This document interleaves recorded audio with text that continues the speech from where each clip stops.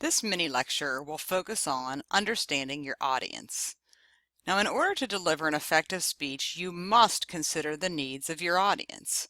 This is really no different than when you're speaking to your friend, you're trying to talk to your parents, you're speaking to your instructor. We always tend to adapt our message to the person with whom we are talking, and this is no different whenever you are delivering a speech. It just becomes a little more complicated because you have a wide variety of individuals. Now, an audience analysis is a formal way of gathering information about your audience so that you can adapt your message to the specific characteristics of your specific audience.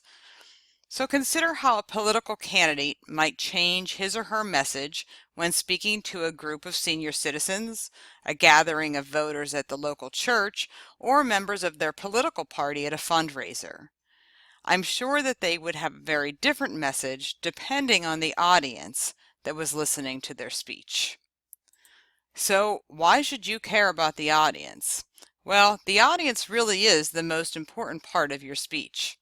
And by understanding your audience, you will be able to make better speech decisions.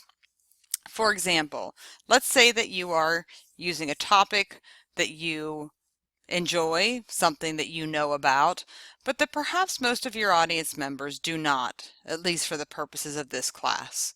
You will want to make sure that when you create your speech message, that you are explaining terms to them, that you are organizing it in a way so that the audience has a little bit more of an understanding by the time that you are done with your speech. Now, you should also care because it can foster audience goodwill. You want the audience members to feel like you are a likable, credible person. Now, you should recognize that we are all a bit egocentric, which means that we have a tendency to be interested only in things that matter to us. So your job as a speaker is to try to help the audience understand, well, why should this topic matter to them? That's something that you would do and begin in an introduction of your speech, and then that you would continue to foster as you move throughout your speech. And we'll talk more about that as we talk about organizing your speech. For this class, the audience in this class is a mix of individuals. Certainly we have males, we have females, we have people of different ethnicity, different ages, and of course everyone has different prior knowledge about your topic. These are all things that you need to consider when you are planning your speech message.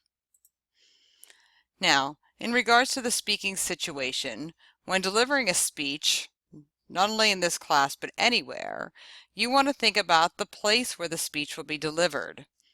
What is the size of the audience? How much time do you have to deliver your speech?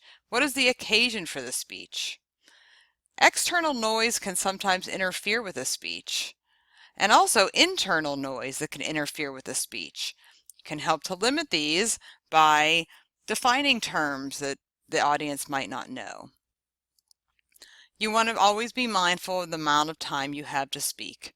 If you're given 5 minutes and you're still speaking at 10 minutes, I guarantee you have lost your audience. Now you must always remember that the most important part of your speech is your audience.